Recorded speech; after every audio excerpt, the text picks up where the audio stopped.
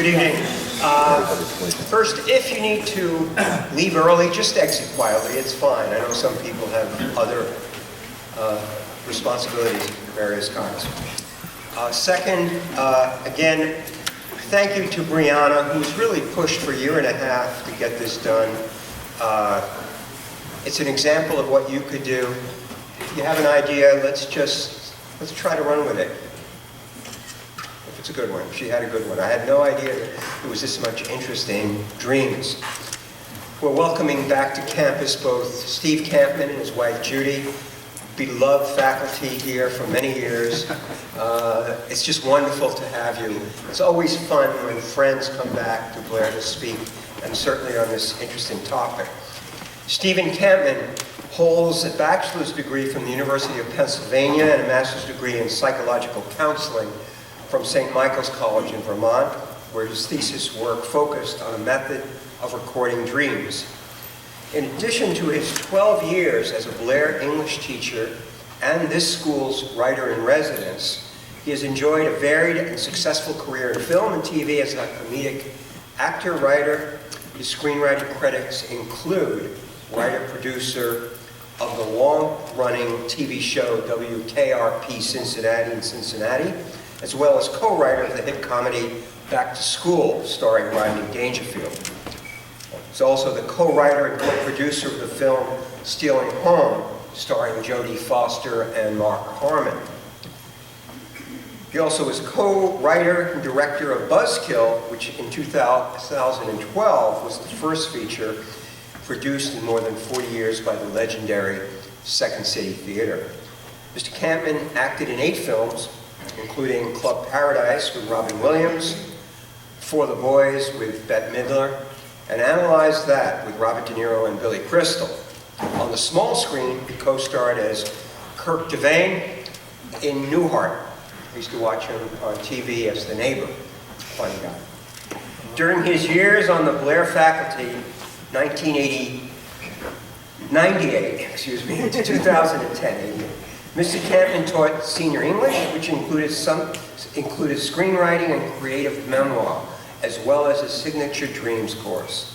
He has designed and is currently teaching a series of workshops which help people analyze their individual dream world and script their unique stories into screenplay form or inspired prose. I give you Stephen Kampmann.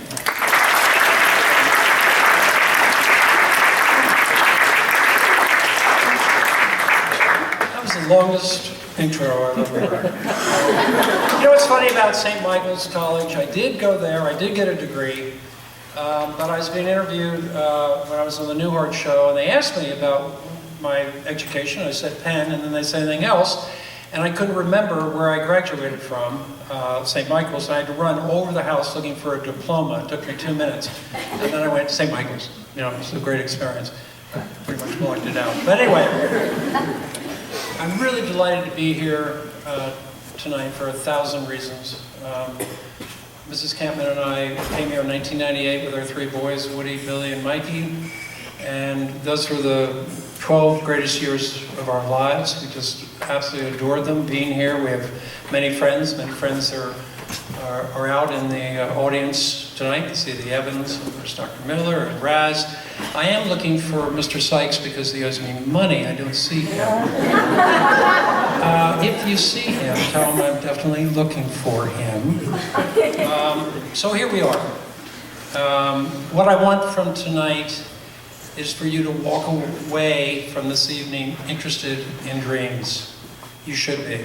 And the fact that you showed up, as many people showed up tonight, is wonderful, but doesn't surprise me, because more and more people are realizing that maybe we have to look more to the inner self for guidance than we do to the outer world, which continues to be a very troublesome situation, many troublesome situations. So let me just begin, and then I'm going to do we're going to do a PowerPoint. Hopefully I can handle it. And I want to begin, though, by saying, in dreams, we meet ourselves. They are the recall of feelings and images, thoughts and stories from the sleep state. They are the bridge that connects the conscious mind to our unconscious mind.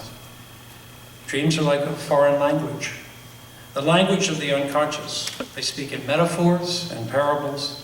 And when we learn to understand this language and speak it and live it, we can grow and evolve into being more creative and aware human beings. But we live in a world that has little use or time for dreams. But a world out of balance and in disconnect to the mighty powers of the unconscious mind invites turmoil, violence, prejudice, and destruction. The world unfolding and too often unraveling today is mostly operating out of the dark shadows of the collective unconscious. And a spinning giant ego out of control. Dreams, by linking to the unconscious, shed light on those shadows and open us to more harmony, communication, and creativity, both within ourselves and the world we live. Dreams matter. They are a guide to who we are and who we can become. So I invite you tonight to become a dreamer and to learn how to record and index your dreams and discover for yourself the symbols and myths that personally empower you and hopefully connect and unite all of us. And so we begin. Stephen at the bottom. All right, first question. How many, raise your hand for those who remember their dreams? Wow. How many of you, okay, that's fantastic. How many of you write them down? Raise your hands. Not bad. How many of you write them down every night? Raise your hands. Once a week. Wow, that's a good, very good number to begin with. How often? I just asked. And you can see that for myself, I probably remember 2 or 3 dreams a night.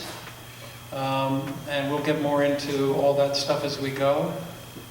How did I get interested? My brother Bobby introduced me to dreams. He was interested in Sigmund Freud. He spoke about dreams, and I just found that fascinating. And at that time, I was about 20, and I wanted to be a writer. And I had no stories to tell, because I hadn't really done very much. But I was dreaming every night, and I began to write down my dreams, and I've been writing them down ever since. At that time, I was probably averaging 3 to 4 dreams a night, and that's a lot. Now I probably remember 1 or 2, but that process has continued for me for all these many years, and my passion for dreams continues after all these years. They're only getting more interesting. They don't suddenly fade away. They're always offering up something new. All right, how are dreams and film connected? I ended up in film, which on the surface, there was no reason for me to do. I had no interest in film. I didn't go to college for film. I didn't, wake up in the morning saying I've got to be in movies. But that's where I ended up, and I realized later that it was dreams that probably led me to the film world because they have a lot of similarities. Special effects. In your dreams, you definitely have special effects when you're flying and things are exploding and all that. We also have creative. This is a big point that I'm going to come back to. There is no way that I would have ever had a life of writing at all without my dreams, because dreams, if you remember them every night, effectively are teaching you to be a more creative person. They're coming from you. So when you even knowing that you have these dreams every night, I think over the years made it easier for me to enter into a creative world. Dreams are emotional, big time. And of course our lives are emotional. Dreams can be in black and white. Has anybody had a dream in black and white ever? Wow, okay. And of course they can, on the other hand, we see movies in the dark, and when we're sleeping in the dark, and that's where they happen. Movies also dreams compress time. Movies takes a story and generally compresses it down to about 2 hours, And the average dream, how long do you think the average dream is? 7 seconds. 7 seconds, okay. It's a little quick. You're speeding, you had coffee at dinner. There? 5 minutes. 5 minutes. Anyone else? Hello? 30. 30. All right, so the average dream is about 90 seconds. That's shocking, isn't it? Doesn't it feel like about an hour? Yeah. Well, we'll get around to that, talking about, because dreams play around with time and space, big time. And what else? And story.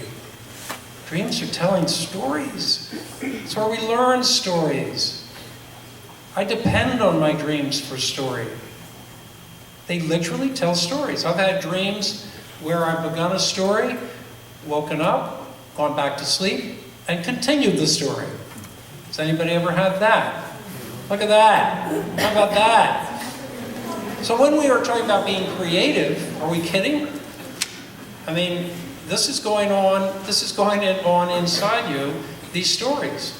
So to be able to take those stories and translate them into creative work is a pretty easy thing to do. And then what else? In color, we know dreams can be in color, and color are significant. What colors show up have meaning. Red is different than blue, yellow and green, and each has a different kind of impact. And of course, the special effects. I mean, I just watched, Fast and Furious 6? I want to see 7. But the special effects of my dreams are going to give those movies a pretty good run for their money.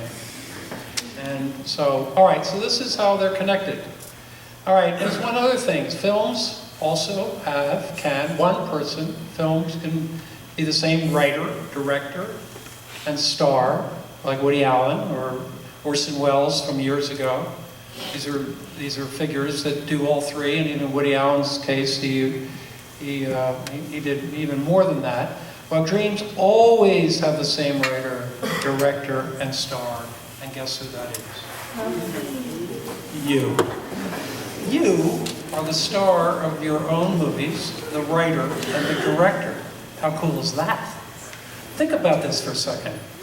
We wake up in this world hoping to be entertained by things outside of us, and yet going on inside of us are the most incredible, outrageous stories that are being told, that are coming from you.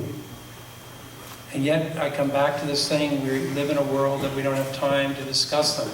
But come on, that's pretty amazing. All right, dreams. Without going through all of them, I just want to show you how many types of different dreams there are.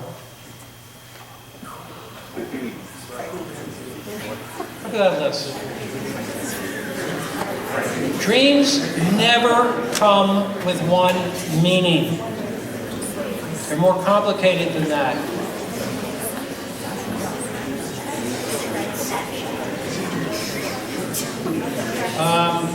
All right, so we move on. But before we can really discuss the dreams and where they come from, we have to discuss the brain a little bit, because about 7 million years ago, man stood up and started to walk, and that had two impacts. One is his hands freed up, and two, his energy became more efficient because it took more energy when we were a four-legged creature than when we were a two-legged creature. And beautifully, what happened was that with that free energy, what grew wasn't the body, what grew was the brain. To the point that today, the brain is about 2% of your body weight. But it uses, how much energy do you think it consumes of your day? 20%. The brain is really significant. The more I get into dreams, the more interested I actually am getting into the brain and how miraculous the brain works. So the reality is there's kind of a triune theory of the brain. It's one of the theories that it's a combination of three brains. The reptilian brain, which is the most primitive brain, is inside you. It's not like we're all just neocortex brains and we're these thinking people now.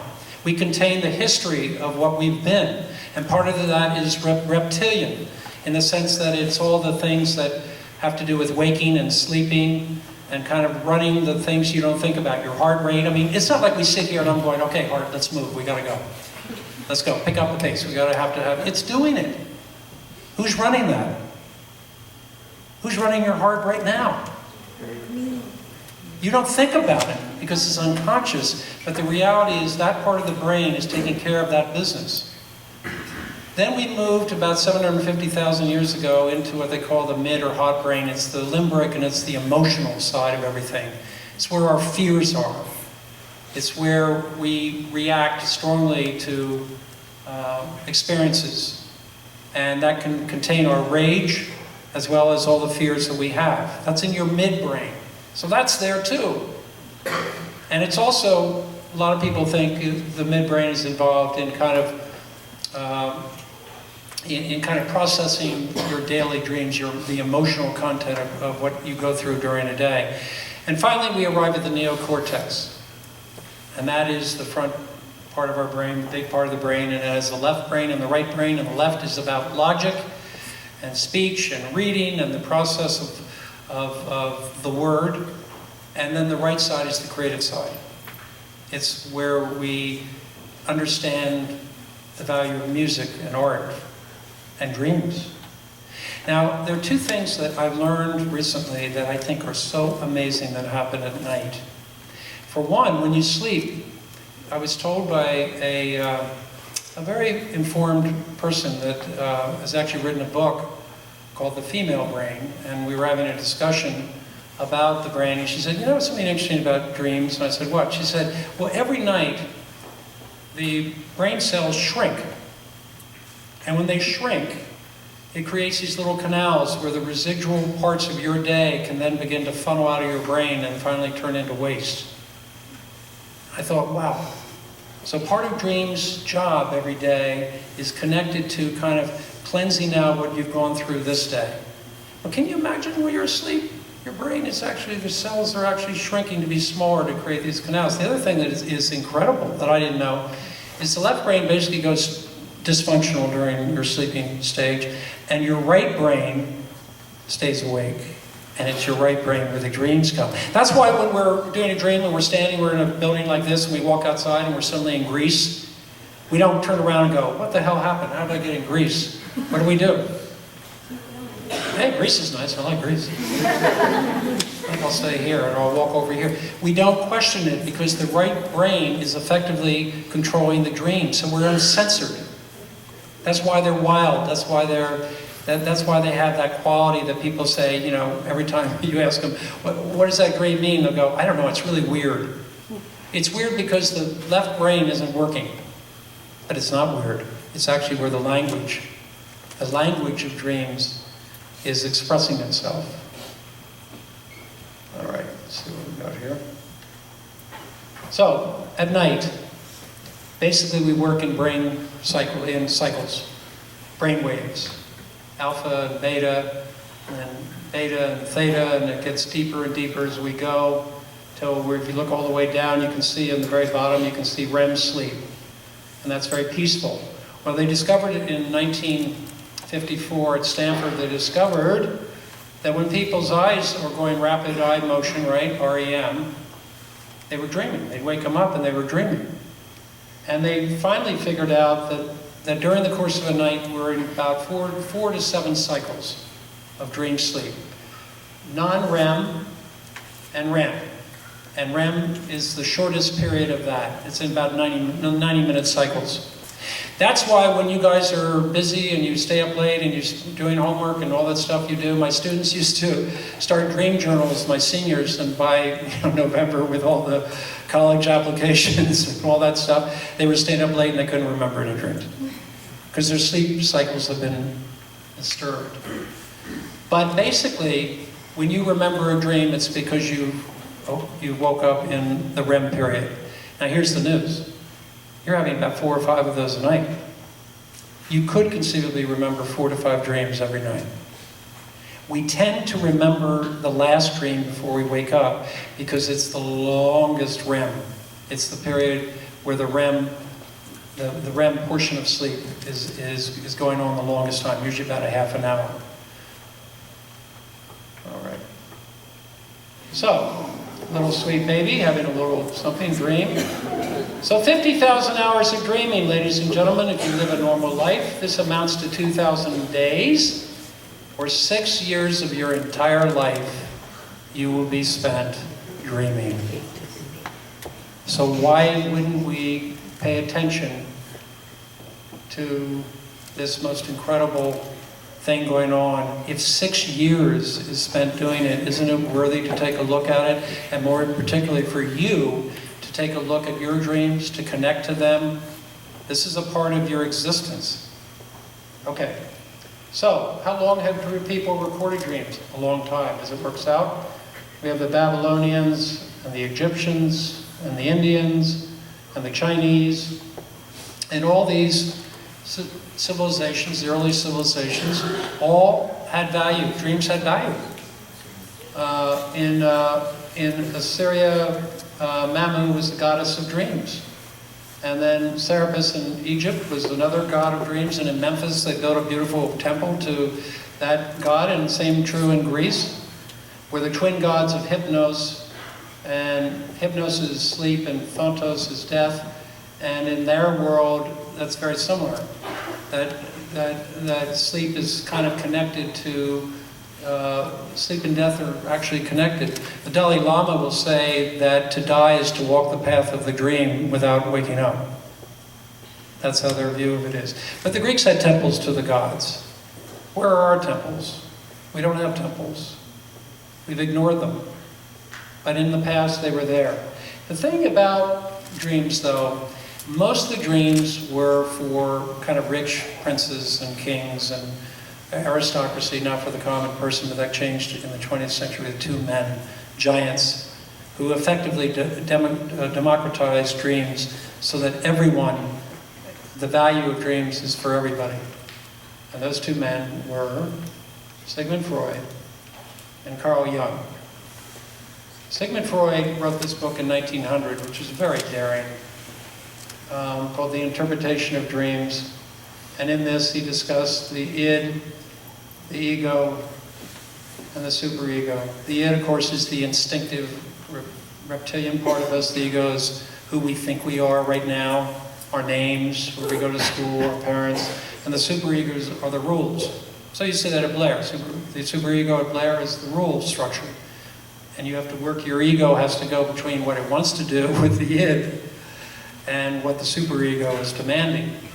And he presented these, and he presented that his theory on dreams, the royal road to the unconscious, and you can imagine the response. How do you think he was received coming out with this? And by the way, he said all dreams were sexual. How do you think in 1900, in the Victorian age, he was received? Not very well. And this goes to our point about dreams. When you follow your dreams, you're following your own path, and we'll get to that. But when you follow your own path, you may be going a little bit different from everybody else. And that's what and who you are. Well, Freud did big time. And then this was actually, Mrs. Kampmann and I visited in Vienna, his original studio. And this was the original couch that patients would come in the early 1900s, and he would sit in a chair. In Freudian therapy, you never look at the patient, or you're not meant to. But this is where it began. Now Jung, I didn't bring the Red Book with me. It is just an amazing book. Jung decided to break away from Freud, and he wrote a book called The Red Book, based on dreams between 1913 and 1916. It took him 15 years to record them, because for every dream he did, he also did a painting. And the book is absolutely majestic. We saw it in live. We went and saw the book. The book only came out a few years ago, and the family had kept it as a secret for years and years and years. And it finally was released. And this was Carl Jung deciding that he would undergo understanding his own dreams, and he would have to do that before he could talk with patients. So he did that for 3 years. His family thought he was going insane. He thought he was going insane. But it's worked out. He basically changed psychology in the 20th century. And in that, the things that are important from him are things called archetypes, collective unconscious, I've already mentioned that expression, the shadow, the anima, the animus, and the self. And in my classes that I taught here, that's what you learn. Those are the 5 different things of Carl Jung, that when you learn them, they give you the tools to begin to understand your dreams. Okay? You begin to find the shadow, and the anima, and the animus, and the self, and all that. And so, and the individuation. And individuation is the biggest thing I want to leave you with about Jung. He so believed that each of you have an individual calling. Each of you has what Joseph Campbell called the ability to follow your bliss. And when you follow your bliss, heaven will open doors where there are only windows. It's when we get lost, it's when we follow the dreams of others and not our own, that things happen to us that don't work out in the same way. Not that it's easy to be individuated, to follow your own path. It's not. But it's rewarding in ways that you can't possibly imagine. So in my class, or students that I know, I will always be encouraging them to be seeking in their dreams, through their conversations with friends, who are you? What matters? What do you want to follow? What can you bring to the dance? What passion do you have inside you that you need to follow? Whether or not other people and parents believe in it or not, it doesn't matter. If Freud had listened to what people thought, he would have never written that book, and the same for Jung. You follow the path, and the path essentially takes all the opposing forces within us and learns how to integrate them into your personality. It is very hard work, but it is very meaningful work. And for me, having worked with adults and students, you are the age, you are the people. This now, while you're searching and looking yourself, this is a great time for you to begin looking at your own dreams and trying to figure out, what's my path? Where am I going? Who am I? So, we move down, and these are some of the paintings from the Red Book. You can see they're intricate. They're so beautiful, many of them. And there's things about Jung that are really interesting, like the number 4 is a sacred number for him. It's a kind of a symbol for wholeness. So also, how many people know what a mandala is? You ever heard of a mandala? Yeah, I did a trip with a few of the teachers here way back when, and we bought mandalas, which are these kind of circular paintings of the self. And they're symbols of wholeness. And when you dream of circles and dreams, those are big dreams. And by the way, yes, there's a difference. You can have a small dream and you can have a big dream. Big dreams, I had a big dream 2 years ago that continues to resonate with me, making me ask questions that even at my age are asking me, what should I do? Where am I? What's the next move? All right, anyway, this is the book. Okay, so the 5 purposes of dreams. Other than the fact it kind of cleans out your emotional being from the day, the stuff you're upset about, stuff that happened during the day, the dreams will be trying to work out some of that stuff so you can begin the next day anew. The next is wish fulfillment, which is when you desire something, you can't have it. You want to score a goal, you didn't score a goal, so that night you dream you did. The mind, whatever this mind is that's operating here, is pretty amazing. Because it's trying to give you what you didn't get. It's trying to give you what you want so you can be balanced. Dreams are organ needs. 2 things I want to tell you, and these are true. One is a great book, it's called Healing Dreams, which I have up here, about a man who kept dreaming about his neck being on fire, and he kept repeating. And recurring dreams are significant. Repeating. Finally went to a doctor, and he had lymph cancer. And if he hadn't listened to the dream and gone, he wouldn't have made it. Another thing, I did a workshop in Seattle, and I was talking with a woman who said, I don't dream much, but I did have one interesting dream. I said, what was it? She said, I can't remember what it was about, but I know that in the dream I said, you need to take a second look. And that's all I could remember. The next day, she and her husband were walking, she was pregnant, and she felt uncomfortable. She thought it was the baby moving around, and kept on. And finally she said, I got to go to the hospital. She went to the hospital and got checked out, and she was fine. And she found herself, as the doctor was leaving the room, saying out loud, without thinking about it, you need to take a second look. And he came back, and she was 5 minutes away from her appendix exploding. Dreams were communicating to her organs and what was going on in her body, and she listened, and she acted on it. And it saved, if not her life, and the baby's life, maybe both their lives. Psychic balance. Balance is the key in everything. When we're in balance athletically, when we're in balance left and right, when we're in balance psychologically, when we realize that we're obsessed in one area. I like to call it that being the dreamer is like being a conductor of a symphony, and you have this huge orchestra in front of you. But if you're only paying attention to the violins, what's going on with the trumpets? And if you're trying to make a great piece of music, and you're only paying attention to one, something's wrong. Your job is to pay attention to the trumpets. Your job is to make sure that the violins and the trumpets and the horns and everything else and all the instruments are in accord with one another. That's your job. So if you're out of whack in some area of your life, your dream will be talking to you saying you're out of whack. And then what do you think your job is? Seriously. Get back. The next day, start fixing it.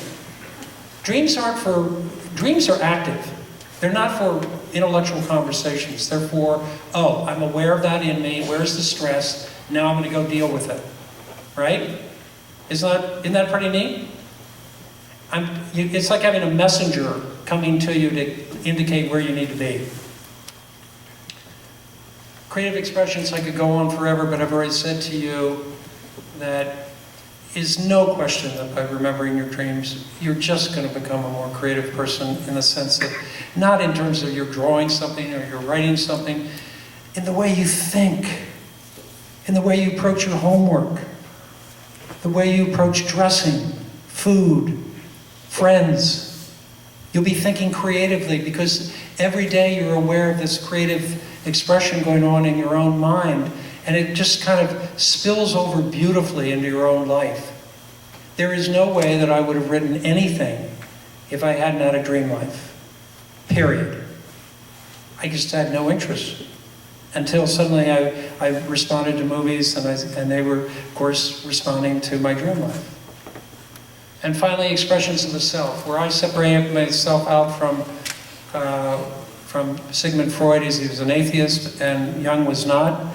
And I do believe that there's a spiritual component to dreams. And I do believe, but I don't know what it is. It's a mysterious force that I, honest to God, believe is guiding us in some way. I don't know how, I don't know what it is, I can't define it. But there's something looking after me. There's something that is expressing the welfare, my welfare and wholeness on my behalf. And Carl Jung believed in that too, even to the end of his life. He felt near his own death, he felt that when he died, some part of him would live on. So I like that as a better story than the other story that, the Freud story. Okay, an example, Stephen King. When I say creative, I mean it. Stephen King, do you know the story Misery? He dreamt the entire plot on a flight from London to New York, or New York to London. He got to the hotel, wrote down the whole plot. Up there, Dr. Jekyll and Mr. Hyde, Robert Louis Stevenson, dreamt the whole plot. Down there is the kind of the configuration of the atom. Neil Bohr's dreamt it. Here's my favorite, Elias Howe. He wanted to invent the sewing machine, but he didn't know how to do it. One night he had a dream that he was being boiled to death by natives. And they had these paddles and they were stirring the water, and all the paddles had holes in the paddle part, in the middle of them. And he woke up and went, that's it. A hole in the needle will make it work. And he invented the sewing machine, which literally changed the industrial age as we know it. That came from a dream. I'm putting these examples, here's one that's, we all know.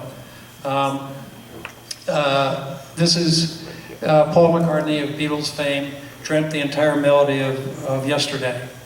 He did not have the lyrics until John Lennon came in, so he sang, instead of Yesterday, he sang Scrambled Eggs.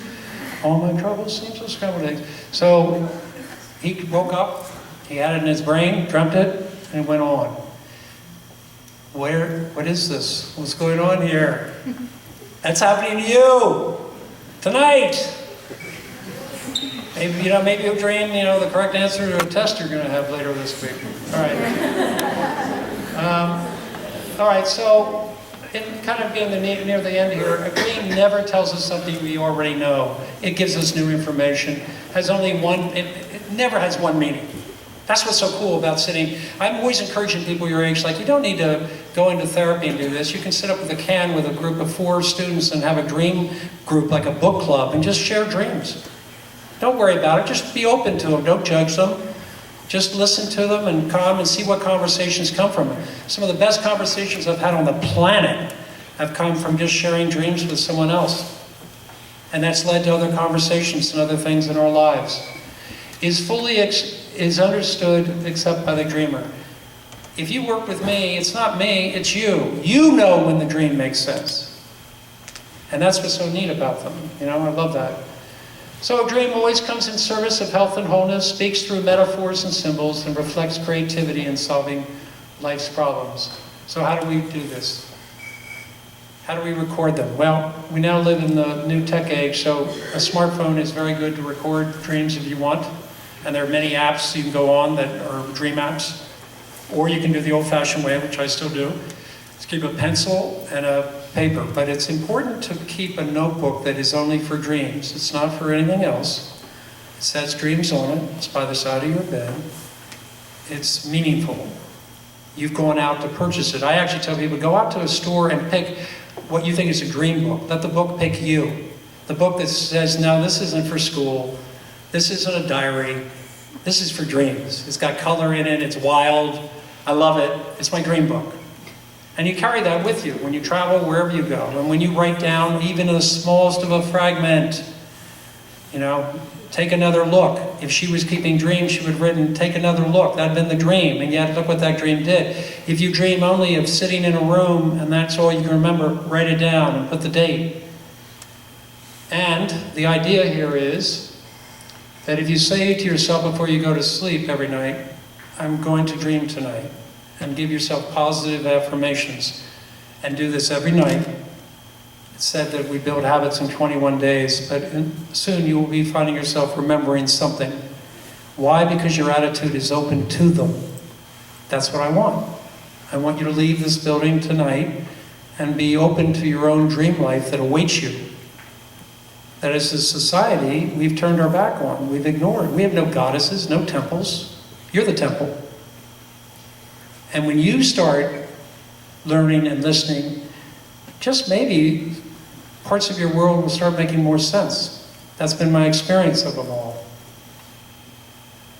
So we say 5 times, say as many as you want, and then you'll kind of sleep into those waves, the REM, non-REM.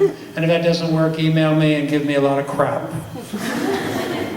So 3 books I love. I just finished Dream Language, which is an awesome book. It took me forever to read.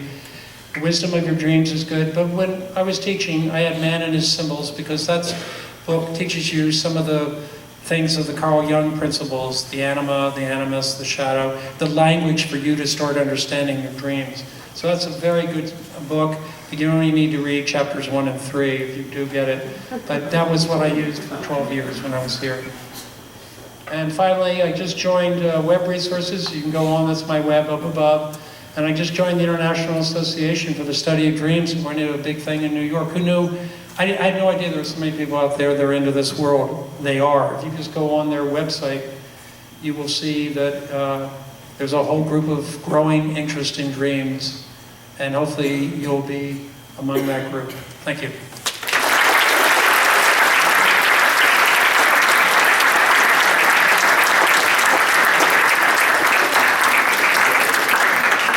Okay, if there are any questions, this would be the time we would do it. Does anyone have a question or anything about their own dreams? Yeah. Stand, would you stand and just speak so we all hear? So with, like, you said that most dreams are about, like, 90 seconds. Yeah. So how would, like, a whole plot of a story, or, like, Coleridge drafted, like, Kublai Khan, like, how would all that happen in 90 seconds? Okay, it was 101 seconds for those. I have no idea how it works. I can only tell you that dreams work in mysterious ways. One of my experiences, they have no respect for time and space like we do. And that's coming from our left brains. This is a true story. Here at school, I went into a meeting to inform a former colleague that my wife and I were going to leave Mason and live off campus. And he said that's fine, but he might be leaving the school and going to another school the following year. We left that meeting, and I went back and I got my dream book out, because I always kept a dream book when I was teaching, and 3 weeks earlier I had a dream where I was in the room with that colleague, and he was telling me that he was leaving to Blair and going to the specific school he mentioned. How did that happen? How did that occur? And my answer to that is, dreams somehow don't have a respect for time, for present, past, and future. They move wherever they want and however they want, which means, to answer your question, they move faster than anything that we are aware of in our logical ego minds. But I don't know why. It's a mystery. Someone else? Yeah. Is there a particular way to go about lucid dreaming? Like, I know for me, every time I realize I'm dreaming, I wake up. Right. So, That's a pretty good thing. Your lucid dreaming is when you're aware of being in the dream. You're dreaming while you're in it. And there's a whole book written by Stephen LaBerge called Lucid Dreaming. It gives you techniques of how to do it. I would look at his book, Lucid Dreaming, and he gives you specifics of how to go about to remember them. I've tried to do it. I've also had a resistance to it, because I've always liked kind of not being in the dream and changing things myself. But there are people that do dream, lucid dreams, and they have incredible experiences from it. And that's where I would send you that research. It sounds like you're very close to it happening. So check it out. All right, someone else? Yeah.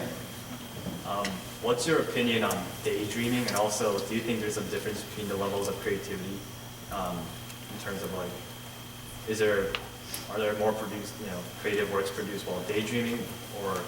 I think daydreaming is like dreaming.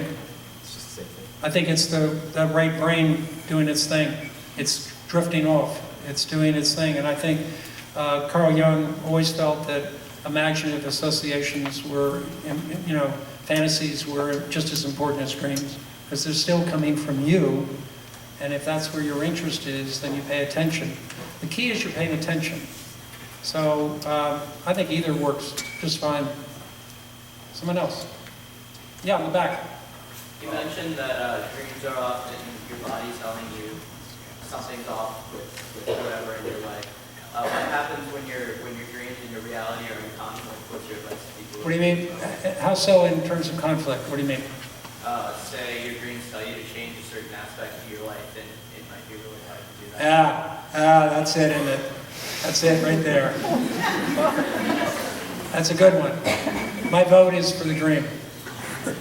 Change it and see what happens. Try it. Listen, guys, I always say to people, if I get a call that someone I haven't talked to in 4 or 5 years and I dream about them, what do you think I do? I reach out to them.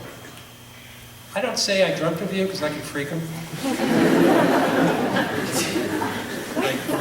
Like, seriously. But I'll say, hey, how are you? in other words, when you take your dream life seriously and start to incorporate some of those elements into your everyday life and actualizing these moments, you'll find out whether that's working or not working.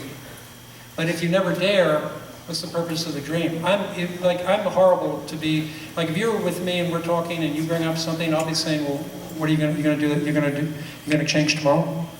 And you go, well, I can't do tomorrow. Why not? Well, I've got studies to do. Yeah, so I'll get up early. Why? What do you mean early? Well, don't sleep. Don't go to sleep tonight. Start writing the thing down. I'm always for start doing it. Actualize it. Get it in your life. And you know what happens? When dreams see that you're doing that, they get more plentiful.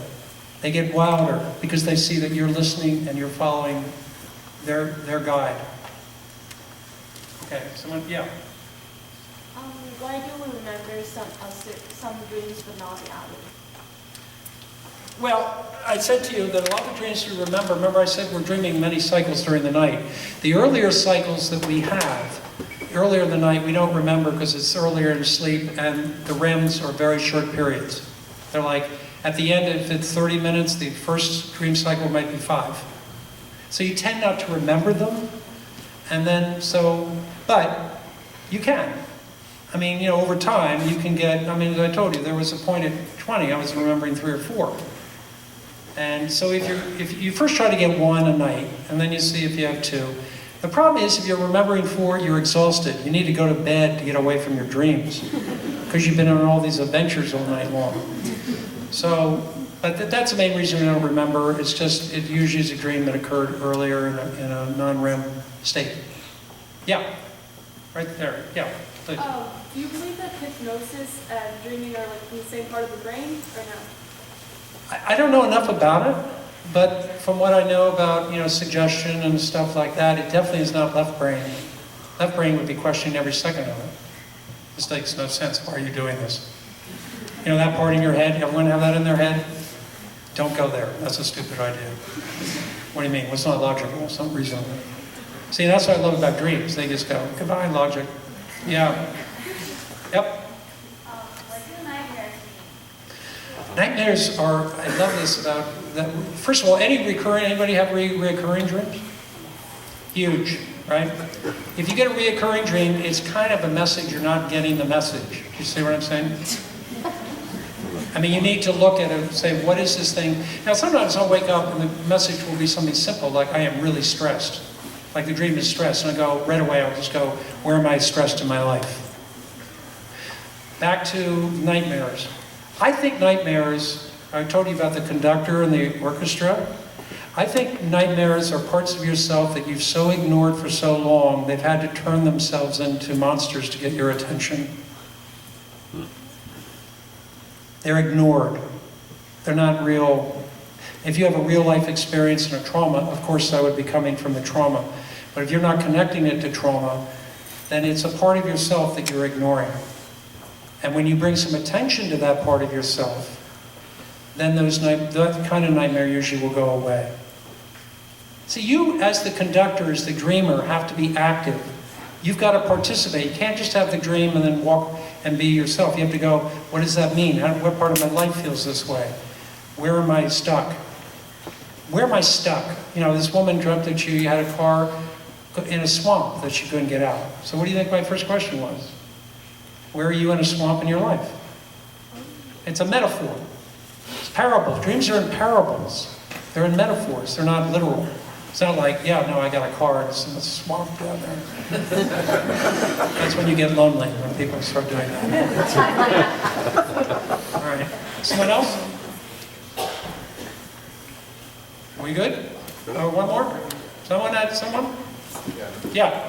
Can dreams last longer than 9 seconds? Yeah, I'm sure they do. Like an hour? I don't think an hour. I think if they're an hour, you may be dead. On that happy note. Thank you for coming out tonight. I really appreciate it. Go dream.